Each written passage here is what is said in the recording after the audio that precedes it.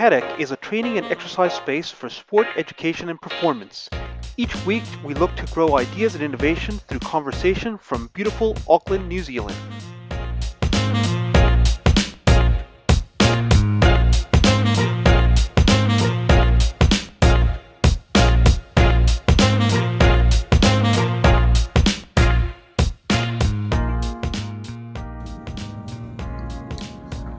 All right, so here we're a quick episode of the Paddock, and we're going to be discussing nutrition specifically for footballers, considering that our teenage and development footballers in New Zealand between the ages of 16 to 18, 19, they have a very active week between their club responsibilities and also their school responsibilities. We have to understand that their recovery, but also their energy that they gain and the expenditure of energy that they have is really important to manage so they can actually perform very well in their trainings and eventually in their games, not just their games. So this week I have a good mate of mine, which we've done other quick podcast with, which is Daryl Parkin, senior lecturer at the School of Sport, extremely experienced with a specialty in sports nutrition, which will be talking to us today about how can we maintain high energy levels for young footballers when they have such an active week. So welcome on board, Daryl. Thanks for helping us out in regards to this conversation. Thanks, Fran. Thanks. Cool. So, like I was talking before we started recording, young footballers, they have 2 to 3 trainings a week for their school. They have 2 or 3 trainings a week for their clubs, and they play usually about 2 games a week, one for school, one for club. Mm-hmm. So basically, the energy expenditure that they have is quite high. Yeah. What I want to ask you is, what's your advice in regards to the nutritional intake so they can sustain that level of work that they do physically? So obviously there's a lot of factors in there, right? Like the thing is healthy nutrition there's no different between healthy nutrition for general population and adults, right? Like we're looking at the same foods. The whole idea of nutrition is that it's going to give us the energy, it's going to help metabolize, it'll help our metabolism, encourage our metabolism, and also encourage growth and development. And for young athletes, it's hugely important that we get the right nutrients in our diet, especially when you're burning so much from the week. And I know with a young fellow myself, there's a lot of energy that goes into the daily week of training and also all the other physical activities that go on, beyond competition and stuff. What's really important is that we look for the right amount of nutrients that are in our food, and what's hard is that there's a lot of influences to eat other things, and also we might be influenced by tuck shop foods, or influenced by what our parents cook for us, or influenced by the food that goes into our lunch boxes. We're influenced by many range of things, but ultimately what it comes down to is that we all look for a balanced food with nutrient-rich foods as opposed to energy-rich foods, if that makes sense. Because there's a lot of foods now is fairly processed, and with the processed foods, like the snack chips and snack biscuits and those kind of foods, well, they carry a lot of energy, energy in form of refined sugars, and then they also carry a lot of fat and things that we don't, that may be good for snack foods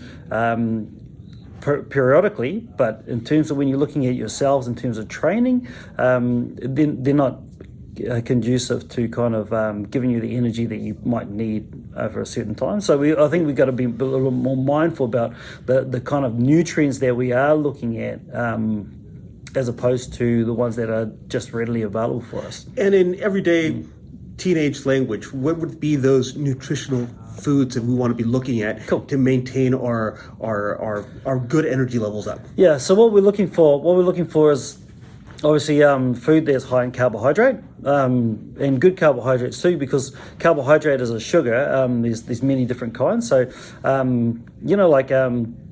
food that high in carbohydrate, low in fat, So you got fruit, veggies, you got whole grain foods, whole grain breads.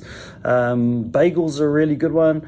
Yogurts, low fat yogurts, skim milk for breakfast with a good cereal, oatmeal, porridge. Like foods that are fairly good and like high carbohydrate, because carbohydrate is hugely important, not just for day-to-day living, but for athletes it's really important because we primarily get most of our energy from carbohydrates. Can we break that down into the meals during the day? So you've just mentioned for breakfast, that could look like a good cereal, a Nutri-Grain maybe, a Wheat Bix? Nutri-Grain is high in sugar.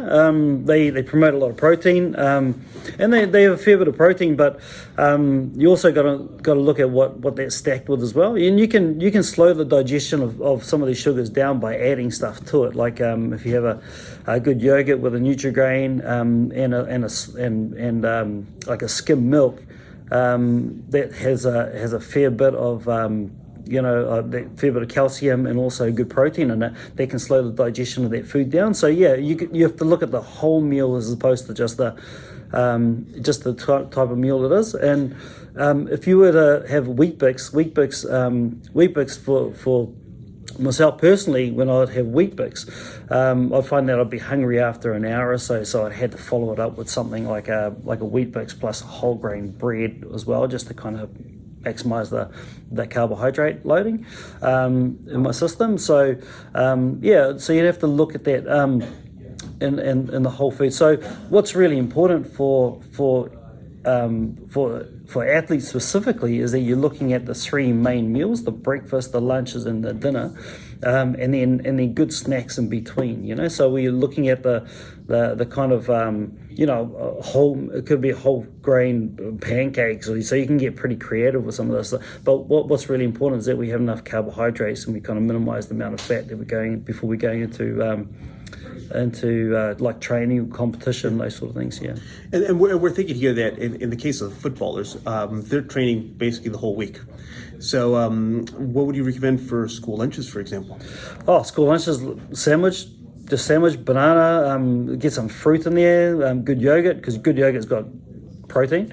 So maybe a low-fat yogurt with a fair amount of protein, good carbohydrates, fruit, sandwiches with a bit of ham inside because you need the protein as well. It's going to help you, help your active recovery as well.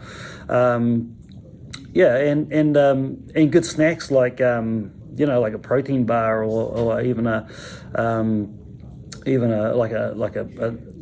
nut bar or something, something that's going to kind of sustain your energy for a bit longer as well. So nut bars are a really good snack to keep in your bag, handy during the day, isn't it? Yeah. The thing about nut bar though, because nuts carry a lot of fat in them, it slows the digestion down of the food.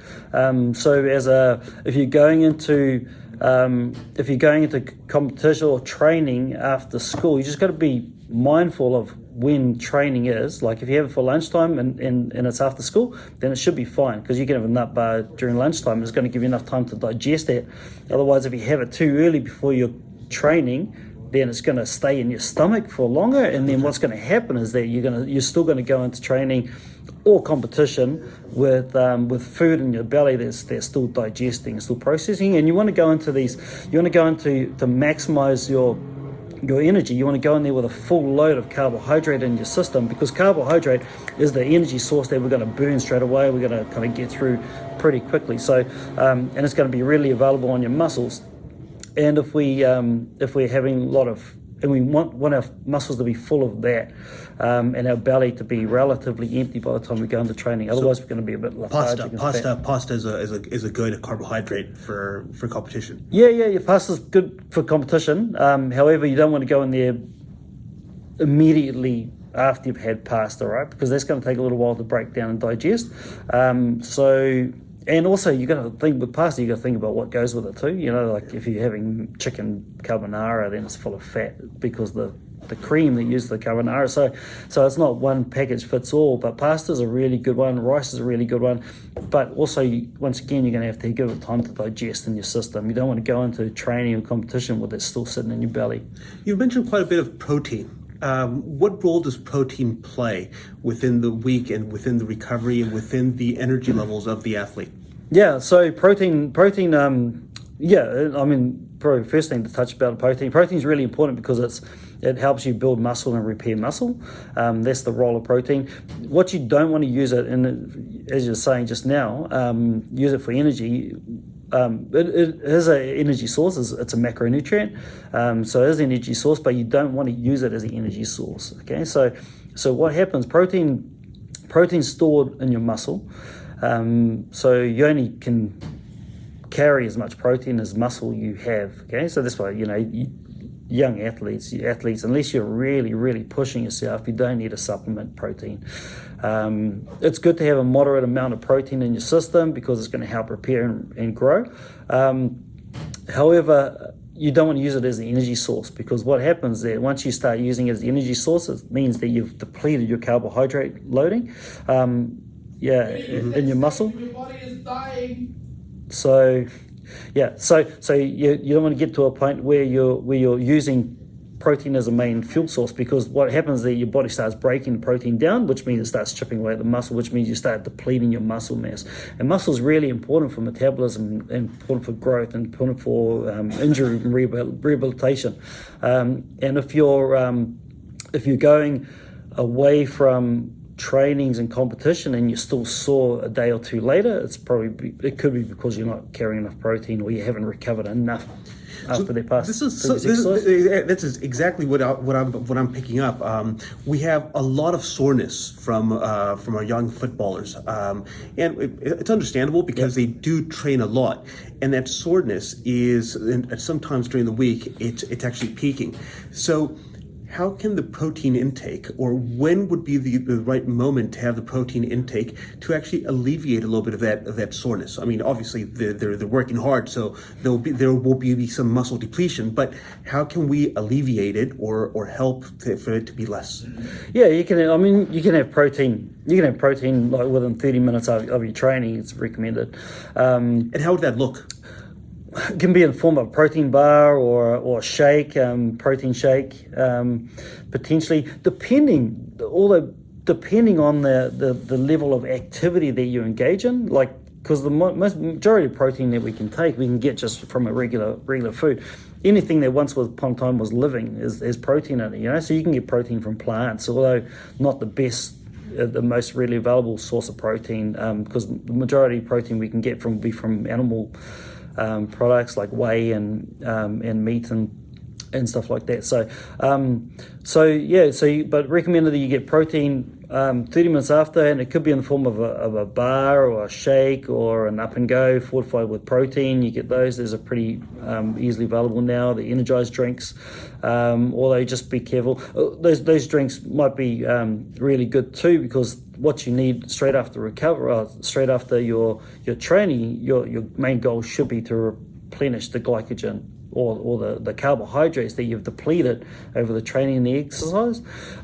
So the goal would be to look at the carbohydrate, and a lot of the foods that we have will also have an adequate amount of protein or moderate amount of protein in it. And if you need more, if you're still feeling flat, if you're still feeling like you need more, and you feel it's a real hard training, then you might need a little bit more on top of that. Okay, but I think a lot of it will be for athletes specifically, especially for young athletes. They tend to neglect how many calories they actually need to get through the week, because if you're training 3 times a week and then you're competing another day a week, there's good 4 full-on days a week. And this will be almost 4 out of 7 days you're burning calories. Okay, so, and it's easy to kind of get into the routine of just staying to the same meal plan, but there's days where you might need more. Okay, so it's probably a good habit to actually for athletes, especially young athletes, to actually start monitoring what food they're eating and looking at the calories they're having, looking at the kind of food they're eating, and then if they're still feeling flat and feeling hungry, afterwards, then you're probably not putting enough calories in your body. Okay, and it's really important to be mindful of that. And you can do this a couple of ways. You can do this through food diary. You can get an app called MyFitnessPal or another really good one, an Australian one that's also got a New Zealand version. It's Easy Diet Diary. So you can download that on your phone. You can count your calories as you go through. You can set your goals, and I think it's just a good way for anyone who wants to be mindful of their eating to just start tracking what they are currently eating, because the thing about nutrition is that we offer guidelines in terms of the recommendations for food, but nutrition is actually very individual. Like we should be like you don't want to go into training or into competition eating something before your training or competition that you haven't done before. So you want to practice that food because it might work for some people, it might not work for others. And the recommendation is to go into competition or training, with a relatively empty stomach. But when I used to compete in CrossFit and a fair bit. And I had to always eat half an hour before, and some people wouldn't recommend that. There was marathon runners. This marathon runner from Kenya was like a massive guru, and he'd finish his run, and the recommendation is to get electrolytes and drinks, and he used to go and drink a cup of tea. And cup of tea is kind of a no-no in the fact that it's a diuretic, which means it dehydrates you even more than you should be, where you should be recovering actively. But he used to come off the track and always drink a cup of tea. So I think you got to work with what works for you, and you got to kind of know your body. But the main thing is we have a balanced diet, okay, and which involves a good range of fiber and carbohydrates. The main thing is we also go into our training and our competition with a full load of carbohydrates in our body, because if we're half full, then we're going to be half performing. Okay, so and you're going to run out of gas earlier, and then you're also going to be struggling to keep up. So you want to go in there with a good meal beforehand, although not too soon beforehand, because once again you want to keep your stomach relatively empty. So if you have an evening game, for example, on Fridays, what would be a good time to eat, and what would you recommend as a meal if your games is at 6:30 p.m. or 7 p.m. on a Friday night? Yeah, cool. So well, you want to have your breakfast, your lunch, and your dinner. Yeah. Okay. Sorry, your breakfast and your lunch, and then timing. It's around 7 p.m. 7 p.m. So your last meal should be around 3:30, 4 o'clock before your last big meal. And what should we be looking at as a recommendable meal before at 3:30, 4 p.m. Okay, high carbohydrate, low fat kind of meal, and you could be looking at a low fat pasta meal, rice with good protein. Could sushi be good? Yeah, sushi. Yes. No, not really. In the fact that sushi has rice is good because it's a carbohydrate, but the problem with sushi rice is that it's full of sugar and vinegar. Okay. So what happens with sushi is that it's going to elevate your blood sugar, and then it's going to shoot a whole lot of insulin to bring that blood sugar down. So what you're going to end up with is this big crash, and then you're going to potentially, if you're not looking after your food after that, then you go into hypoglycemia, which means you're going to have low blood sugar, which means you're going to be flat. Okay, so you got to be careful of that. So if you're having a pasta meal, which is good, you can have something like that. You can just, to be honest, you can just look at a balanced meal that's going to have adequate amount of protein, a fair bit of carbohydrate, and you got veggies, you got fruit, you got pasta, you got legumes, which is like your nuts and your beans and that, and then you want to make sure you don't have enough too much fat, because you don't want that fat to be still sitting in your stomach afterwards. Cool. So to close off, Daryl, what would be your tips for going into competition and post-competition to alleviate the soreness and help increase or speed up the recovery, and also to actually be able to perform? Yeah. Okay. So once again, keep your tanks full. keep your tanks full as much as long as you can. Oh, and also one thing that we haven't spoken about at all is water. Okay, you need fluids in your system, and a good recovery to keep you hydrated throughout. And at the end will be an electrolyte drink of some kind, and it could be a Gatorade, a Powerade. Don't worry about those zero ones, because there's fancy ones on the market now that say zero, because so people don't feel guilty about drinking calories and stuff like that. But Powerade, Gatorade, specifically targeted at athletes and people training to replenish the fluids that they're losing. But also really make sure you follow that up with water. Water is really important. Okay, you need to get hydrated before you get on the field, hydrated during your practice, and hydrated at the end as well. Okay, so you need to put that water back in your body. In fact, you need to put 1.5 times more water than what you kind of drink, just to stay relatively fully hydrated. You want to have enough carbohydrates in your body. You want to be able to if the game is going long and you feel like it, for football, you won't need anything to eat during the training. If your coach, like Fran, runs on with the oranges at halftime, then that's not. I don't do the oranges anymore. That's cool. That's cool. I don't do the oranges. Cool. The thing about oranges, we used to get them at school, like at young junior rugby and stuff like that, right? But the problem with that, they're full of sugar. They'll dehydrate you. Okay, so if you do get something like that, follow them up at the end. Jet planes at the end? At the end, not during, because what happens, your blood sugar will rise, which is good. You need the carbohydrates in your body, but you just don't need them. Okay, you shouldn't need them. Just stay hydrated throughout the game, and at the end, within half an hour, you should be putting something back in your belly. Rope out the jet planes and the snakes afterwards. Get the carbohydrates back in your system. And that's going to help out with your recovery as well. And up and go, maybe? Yeah, and up and go. If you've got up and go in hand, good, because they've got a little bit of protein in them, and they'll help you with the recovery for your muscle as well. But also what's really important is that you do your stretches. Okay? Stretches and drink plenty of water. Sounds good. Again, Des, thank you so much for the tips and the conversation. All that helps our young athletes just know themselves a little bit better and know a little bit better on how they can improve their performances goes a long way. So thanks a lot, and we'll see you next time. Mā te ora. Kia ora.